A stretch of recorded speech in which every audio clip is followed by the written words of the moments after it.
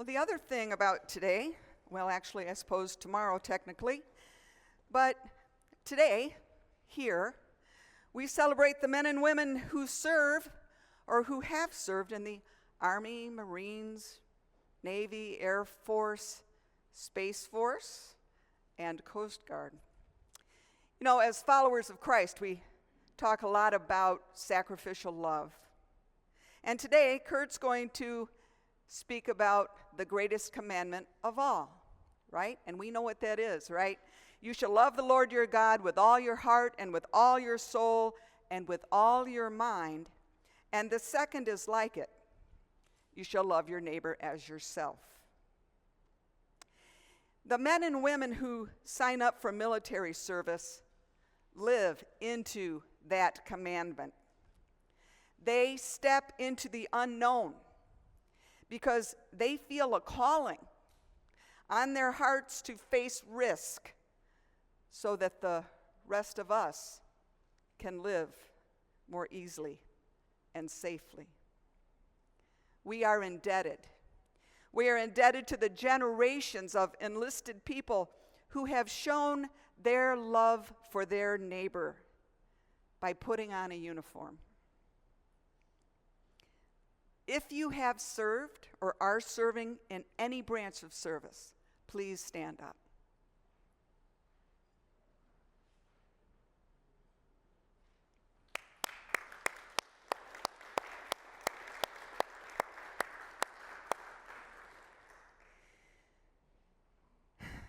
Many of us in this room have been touched in some way by the bravery and self-sacrifice of both people we know and complete strangers.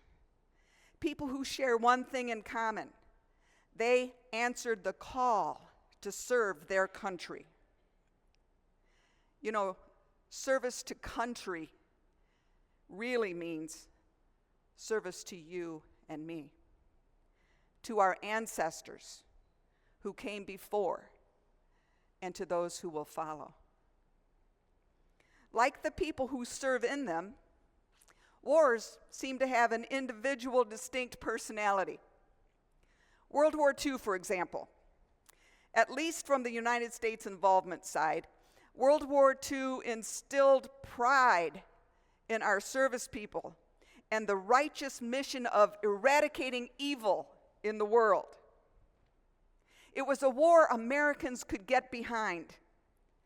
The average person supported the war in many ways. Women went to work. Sugar, coffee, butter, fuel oil, gas, and other household items were rationed for the war effort. The people of the United States were all in.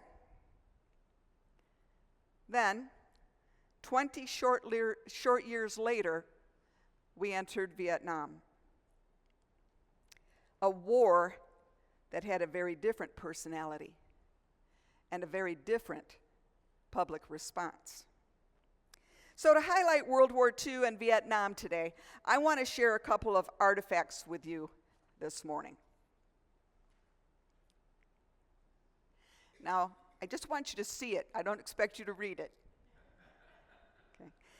This is a letter that an army soldier wrote home to his sister from France on April 13th, 1945. I'm going to share a little bit of the letter to you. Dear Sis, I received your letter of March 20th. Thought I'd answer right away. Yes, it's true. I did have a private room when I was stationed in England.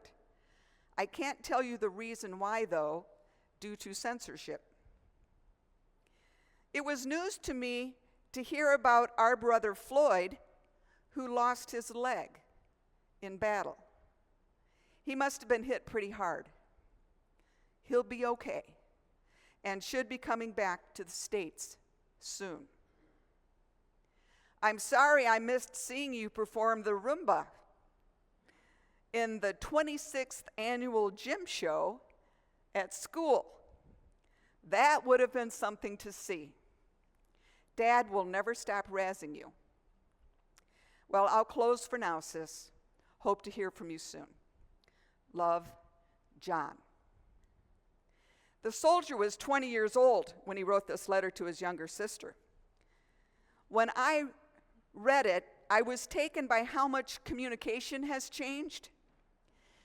John found out about his brother's amputation through a letter he had received from home. And given the fact that he was in France, it probably took a long time for him to get that news. There was no texting in 1945. I was touched by his attempt to ease his sister's and family's concern about his brother. He'll be okay and should be home soon. And then there's the need to talk about the gym show. A touch with the normalcy of being at home. So this soldier was a medical technician, and he brought his skills home. And this soldier was greeted warmly and gratefully by his community when he returned to Michigan. This soldier was my dad. You know, a lot happened in our country between 1945 and 1965 when the U.S. first deployed combat forces to Vietnam. Warfare itself changed. America was introduced to a new style of fighting, guerrilla warfare, a style of fighting that disregarded some of the customary rules of war. For me, and probably many of you, the Vietnam War was as much a part of my childhood as Walter Cronkite saying, "And that's the way it is," every night as he signed off as an anchorman for CBS News.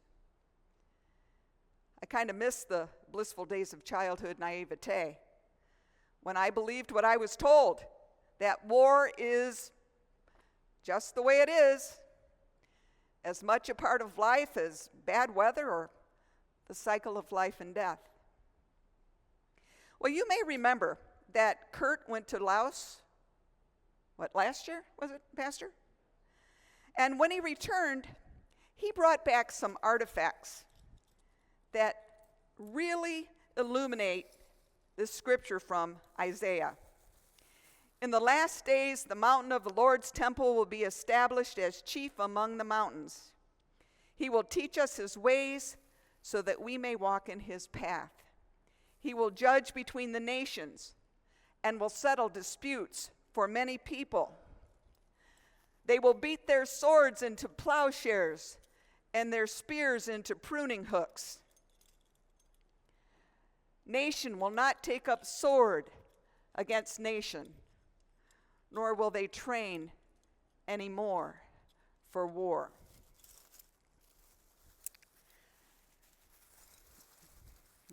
Got to go back to my script. Sorry, guys.